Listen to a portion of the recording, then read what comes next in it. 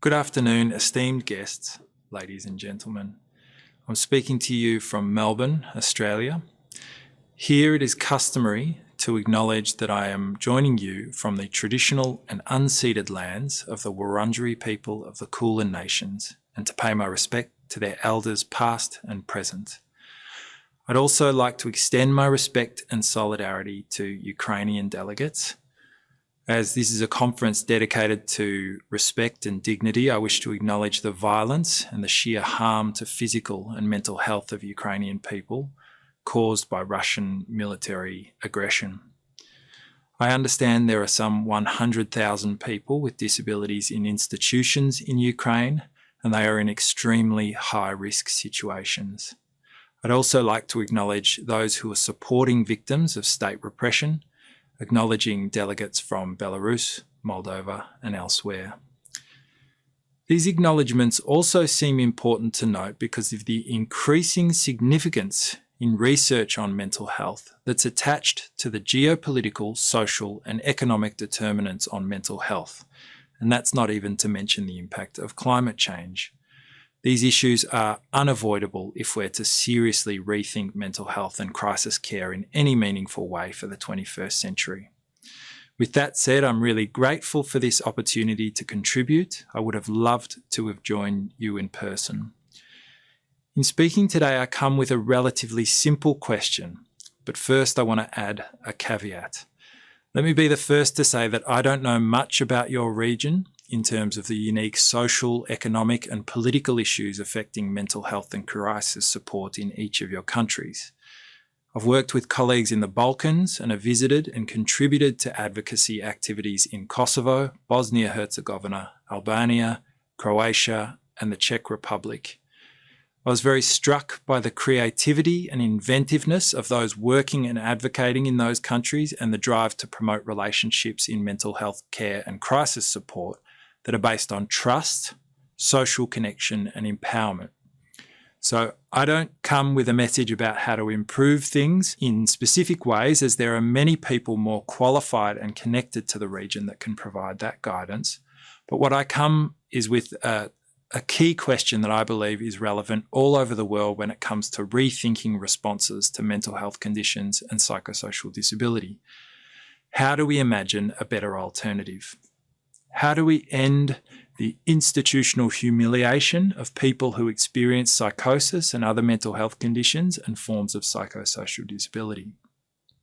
When I say institutional humiliation, I don't just mean physical institutions, including psychiatric wards in hospitals or standalone institutions.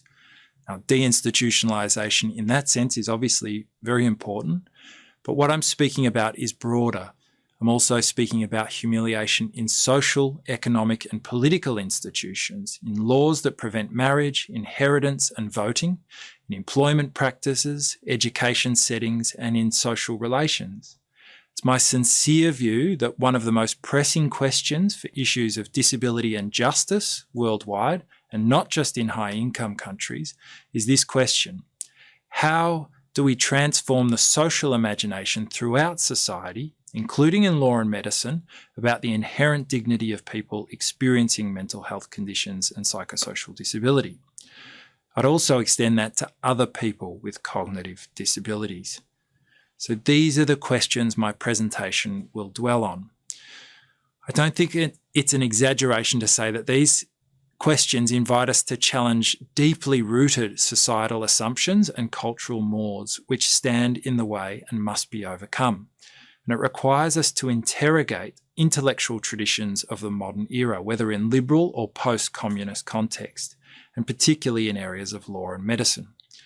I'm a legal academic, so I've spent much time thinking about how law influences policy, practice, and social relationships concerning mental health.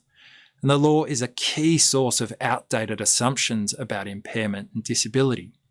It's certainly not the only one. Cultural assumptions, professional practices, mental health sciences, these are important sites in which negative and perhaps even hateful messages sometimes lie. Like mental health sciences, the law reflects societal assumptions and prevailing ideas, even as it provides a place from which to challenge harmful conventional wisdoms. Trying to agitate prevailing assumptions and their influence has been a driving aim of my research and a lot of research on mental health and the law. I also wish to acknowledge that in some countries, law reform is neither politically realistic in the short or medium term, nor may it be a priority of local advocates. For example, when I worked with colleagues at RUSIHAC, a civil society organisation advocating for the rights of people with psychosocial disabilities in Turkey, RUSIHAC was clear that law reform was not something they could advocate for under their political conditions. In India, Dr. Bhargavi Dava has argued that law reform is both politically unlikely, but that also the machinery of law was so slow in low-income settings such as parts of India that it was not an institution with the power that it might hold in other settings, high-income settings in particular. But I'd also warn that in high-income settings there are real limits to what the law can do. By the way, this image comes from a tremendous webinar series from the European Network for Independent Living, and I'd highly recommend those videos. It'd be misguided, therefore, to suggest a universal strategy of law reform, and probably even harmful, as it may undermine local knowledge about more effective advocacy and activist resources and take away institutional energy. But the good news is, at least from my view, that change to law, to policy, to practice, they are all guided by the same thing: stories. And what I think are the most powerful stories for our discussion of inventiveness and creativity are about successes in responses to mental health crises and psychosocial disabilities. So what I'll share for the remainder of my presentation are some of my findings and the findings of others from international comparative research that considers a variety of strategies, from law reform to grassroots advocacy, as well as national policy change and service-level innovations to change mental health services and crisis support. Now, each of you will have heard different stories that will have inspired or changed your mind about what is and isn't possible. For the remainder of the presentation, I'll first share some of my work that's gone into this field and give you some context for who I am and where I'm coming from. And second, I'll share some of the materials identified in my own work and that of others that capture stories of creativity and inventiveness that work within the bounds of a particular country's circumstance. Finally, I'll outline some factors for success behind the practices that seem to be common in many national efforts to bring about change, including across low, middle, and high-income countries. Some of you will be wondering who I am and why I'm speaking to you from over 15,000 kilometres away. I'm a senior research fellow at the University of Melbourne Law School. I have a background in law and humanities and experience working in Europe, including in the West Balkans and in the Asia Pacific. I formerly worked as a research fellow in Ireland at the Centre for Disability Law and Policy and worked on an EU Commission-funded project on mental health and law reform in the West Balkans and Turkey. That project aimed to promote disability and mental health law and policy reform concerning legal capacity. I've also worked briefly as a faculty member of the Global Mental Health and Human Rights Summer School at the Indian Law Society in Pune, India, which gave me an insight into legal and political questions concerning mental health reform in parts of Africa and Asia. My first book examined the implications of the Convention on the Rights of Persons with Disabilities in Mental Health Law and Policy. Based on this work, I was asked to advise national and international bodies, including the UN Special Rapporteur for the Rights of Persons with Disabilities, who in 2000 invited me to do an international survey of alternatives to coercive practices in mental health settings. Now, this was the first and, to my knowledge, the most comprehensive survey of its kind internationally, but it was biased to English language studies. More is needed. We published the findings in the psychiatry journal Acta Psychiatrica Scandinavica in 2020. Now, after this, we worked with the president of the World Psychiatric Association, Professor Helen Herman, to help develop a position statement for the World Psychiatric Association on implementing alternatives to coercion. We prepared a background document that guided the group led by Professor Herman, as well as the Italian psychiatrist, Professor Silvia Galdarisi. I was also privileged to co-author an article in World Psychiatry with Vilnius's very own Professor Dainius Pouris, former Special Rapporteur for the right to the highest attainable physical and mental health, and in response to work by Emeritus Professor George Smukler, who I believe is also advising the organisation of this conference. All that is to say that I've been researching international approaches to law, policy and practice concerning mental health in middle and high income countries and some low income settings, including with respect to international human rights law. And I'd like to share some of that material with you here. It seems fair to say that there has never been a better time to collaborate internationally on reforming mental health and crisis support at the local and national level. Now, for me, the most comprehensive set of technical materials that bring together global knowledge in this respect are the WHO Quality Rights materials. There are now just a plethora of materials available through the Quality Rights Initiative for those wishing to change approaches to mental health. There are the training tools, both core and specialised modules. There is the e-training on recovery and community inclusion, person-centred recovery planning tools, guidance on peer support, tools for advocacy and civil society, assessment toolkits, technical packages on rights-based mental health services, and so on.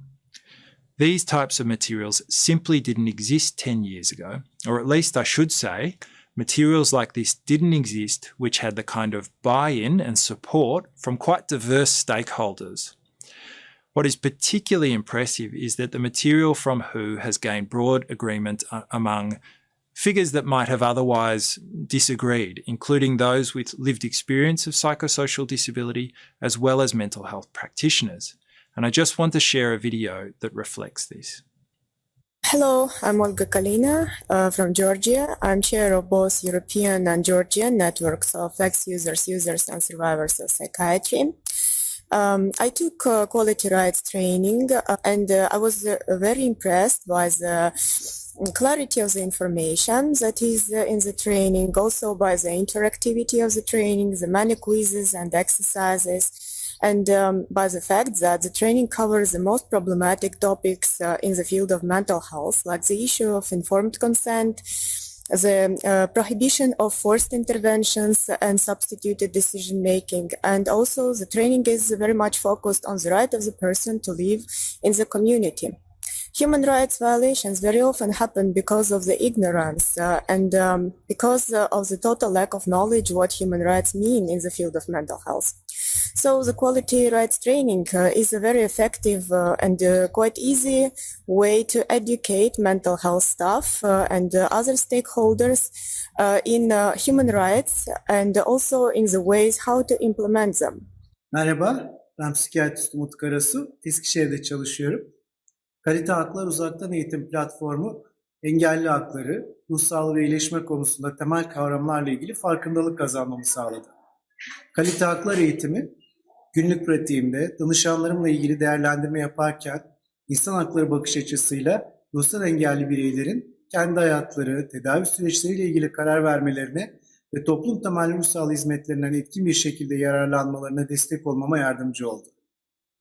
Complementing these practices are various regional and multinational efforts to share good practices. In 2020, I was approached by the Council of Europe Committee on Bioethics, which has now become the Steering Committee for Human Rights in the field of biomedicine and health, or CD-Bio, to help compile a collection of good practices in the Council of Europe to promote voluntary measures in mental health services. The Secretariat distributed questionnaires to member states and stakeholders in June 2020, and the collection was released in November 2021. The compendium fills the aim set out in the CD-Bio Strategic Action Plan to, and I quote, assist member states by producing a compendium of good practices to promote voluntary measures in mental health care. The practices may directly aim to reduce, prevent, and even eliminate coercive practices, and others will indirectly result in similar outcomes.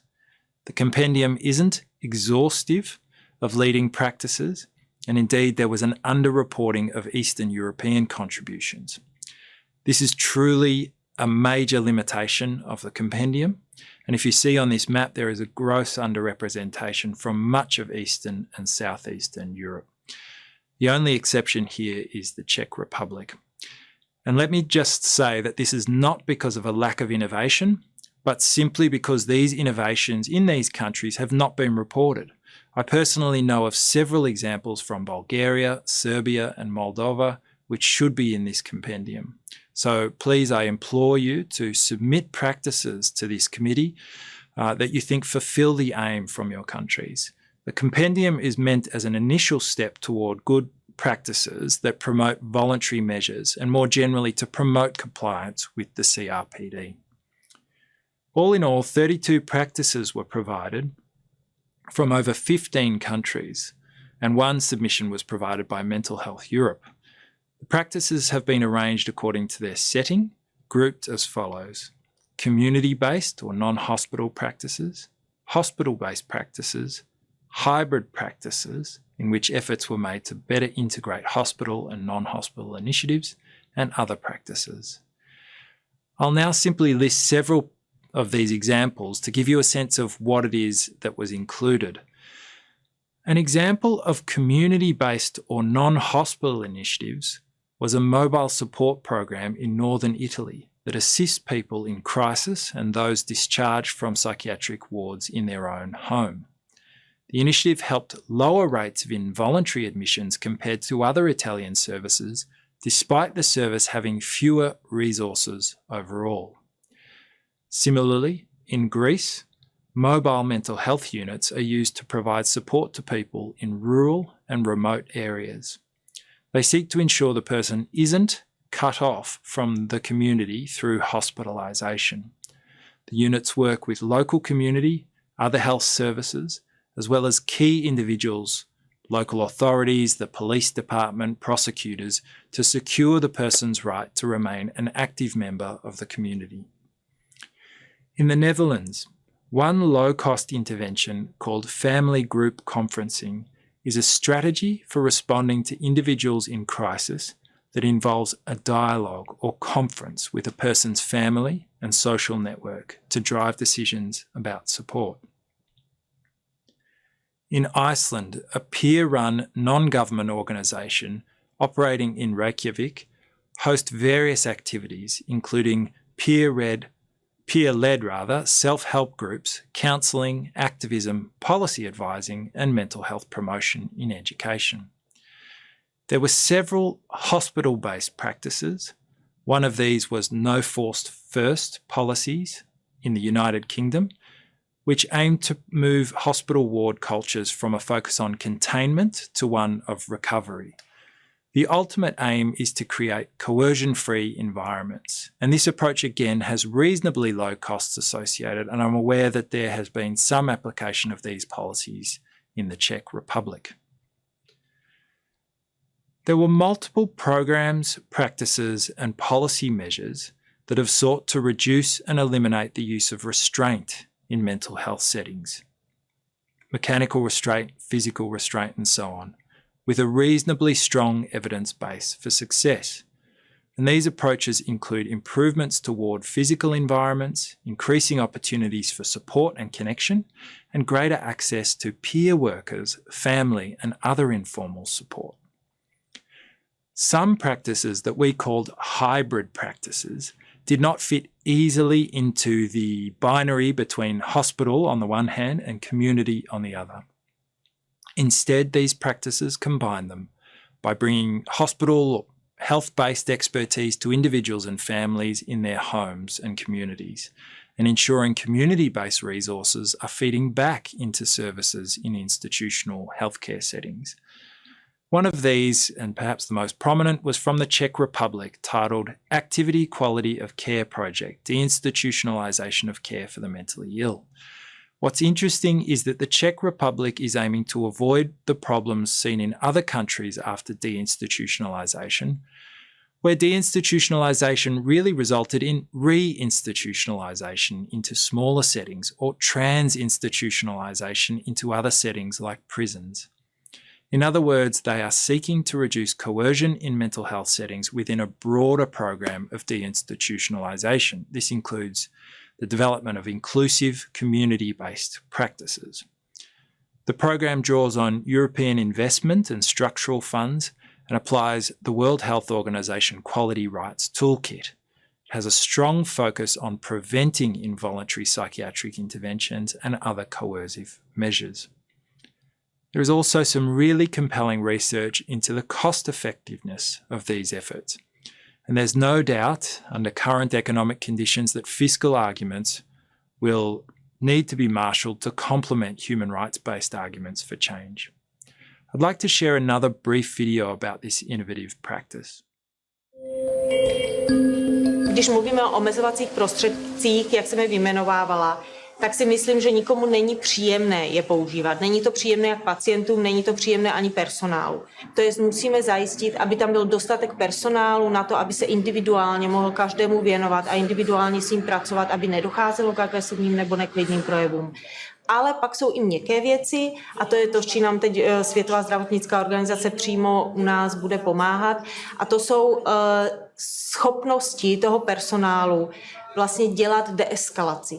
Snižovat to napětí, snižovat tu tenzi a pracovat měkkýma technikama, to znamená rozhovorem, neverbálníma technikama, s těma lidma tak, aby se velmi snížila míra nutnosti používání těchto už velmi hrubých opatření. Okay, so we're going to have 5-10 minutes and I just want you to talk in your groups about the issues on your wards which cause aggression or crisis situations. Na některých špatně vedených odděleních přes polovinu incidentů je provokovaných personálem. No, to znamená, jako, když já ostentativně neuspokojuji jeho základní potřeby, tak oni pak jako rezonují. I think that people can, within the teams, within the hospital, can make some simple changes that might benefit both the patients and also the staff. I think to have real culture change, it takes quite a number of years, and I think that it's an ongoing process. Usually people say kind of for very radical culture change, it takes about 5 to 10 years and a lot of hard work. I think that I'm really pleased with this model in Czechia because when we implemented programs like this in the UK, we have always started with some pilot hospitals to give it a real focus, and so that you develop people within your own services who can share practice across other hospitals but are very familiar with your Czech system and kind of understand what the issues are facing people there. Víte, že psychiatrická reforma je zkrátka jednou z priorit, proto jsme využili nabídku Světové zdravotnické organizace, abychom se zapojili do iniciativy Quality Rights. Cílem je také realizovat minimalizaci užití omezovacích prostředků, protože víme na základě toho monitoringu, který byl proveden, že poměrně hodně právě tyto omezovací prostředky v psychiatrických nemocnicích v České republice byly užívány. Já vždycky jsem takový, že nerad bych se jenom zabředl někde v nějaké minulosti a budeme si tady vyčítat, co kdo udělal, ale spíš bychom měli se dívat do budoucna. Myslím, že tady všech za tímto stolem a co jsou tady v publiku je ochota a vůle s tím něco dělat.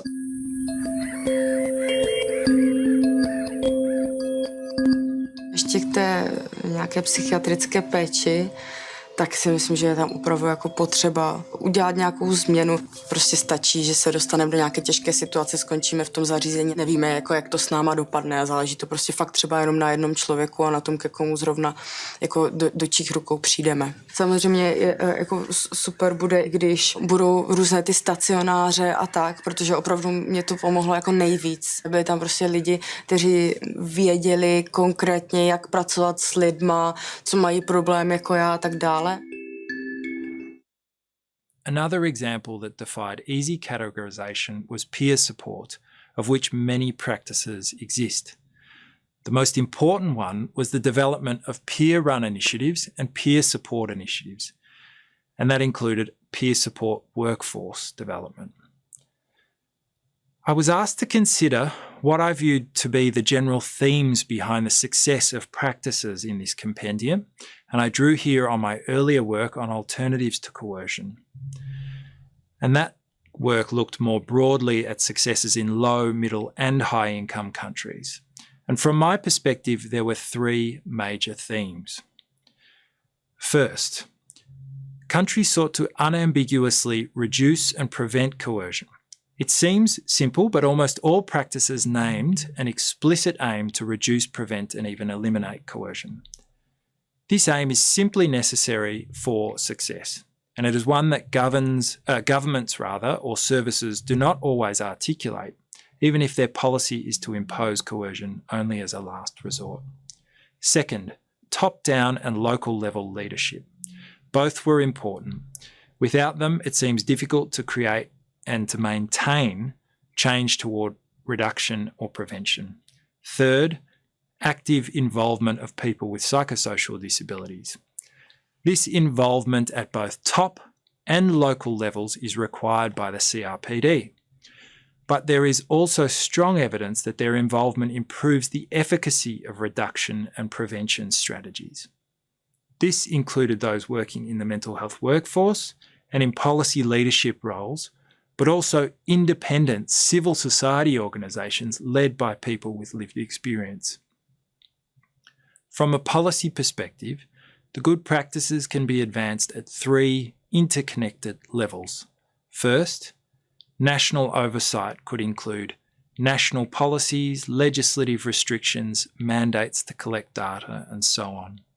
Second, organisational culture change would aim to move services towards rights-based recoveries and trauma-informed care, individual and family-led supports. And three, independent systemic advocacy would be directed at public opinion, politicians, policymakers, service providers, and so on to promote voluntary and coercion-free support. I also refer to the WHO Good Practice Guidance to be released last year, which elaborates in these broad proposals for policy and practice. 1, education of service staff. 2, individualised planning. 3, modifying the physical and social environment of services. 4, effective means of hearing and responding to complaints. 5, systematic debriefing after any use of coercion, and so on. At the hospital level, successes appeared to be dependent upon several factors, including engagement with leaders in hospital or service settings, active involvement of frontline staff so they had a sense of commitment to the practice, engagement and demand from health authorities, follow-up from health authorities and revision of practice, and so on. As a final note, it may be tempting to direct attention to hospital-based initiatives, given this is where most formal coercive measures take place. And I understand that in some Eastern European countries, the focus of care has often centred on hospitals. However, the good practices in other sections highlighted that many steps outside the hospital can promote the aim of coercion-free support. I believe that the traditional dichotomy of hospital on the one hand or community-based care on the other may be less helpful than distinguishing between crisis support, which may or may not take place in a hospital, and general support. Some concluding thoughts. So overall, initiatives like the Council of Europe Compendium of Good Practices and the Quality Rights Resources seek to provide evidence for what works in a highly accessible format. It's interesting to note that many of the practices appear to exist because of the committed efforts of individuals or small groups of advocates rather than resulting from coordinated national change. However, more resources clearly need to be directed at system-wide change rather than it being ad hoc. Without these two things, it can really distort assumptions about the necessity of coercion to help people in extreme psychological crisis. The compendium suggests that many contemporary measures are not necessary, coercive measures are not necessary if there's a shift in resources toward alternative practices. It's my view that if the drive comes primarily from high-income countries or from international organisations like the World Health Organization, then this change will not happen. Those actors have a clear role to play in global discussion, but if they dominate the discussion, this will delay transformation. First, the simple fact is that the majority of people in the world live in middle-income countries. Important new practices and approaches are being developed in these settings, and they should be supported with financial resources and promotion. The map that I showed earlier of Council of Europe countries betrays the innovative practices that are happening in middle-income countries and low-income settings. Second, if this change is primarily viewed as a top-down directive by health ministers or technocratic measures by policymakers, then these measures won't be sustainable. Internationally, it seems to be that success relies on momentum coming from both directions, with cultural change being initiated at the local level and creating responses to on-the-ground economic, social and political conditions. Before I finish, I wish to dedicate my presentation today to Professor Gabor Gombos, who died on Monday the 6th of June 2022 in Budapest, Hungary. Professor Gombos was a leading expert and activist on the rights of persons with disabilities who some of you may have known. He was a brilliant thinker and leader, and indeed he was very generous to me personally. Gabor was among those users and survivors of mental health services who presented powerful testimonies of human rights abuses in the name of mental health care. He also provided some powerful answers over his life to the questions I posed at the beginning of this presentation, and I'll return to those questions now. How do we imagine a better alternative? How do we transform social imagination regarding mental health crises and psychosocial disabilities and our collective response to people experiencing them? For me, the answer lies in pilot projects, culture work, policy experimentation, efforts to explain, and engage people in conversations about their concerns and reservations, because everywhere I've gone, people have concerns and reservations when change is proposed. Stories of success, of inventiveness and creativity are key, and naturally we're drawn to stories from countries that are recognisable culturally, economically or politically. Stories ultimately inform the laws we make. Stories help us generate mutual recognition, solidarity and conversation. And with that, I wish you well with the remainder of the conference. I thank you and please feel free to be in touch.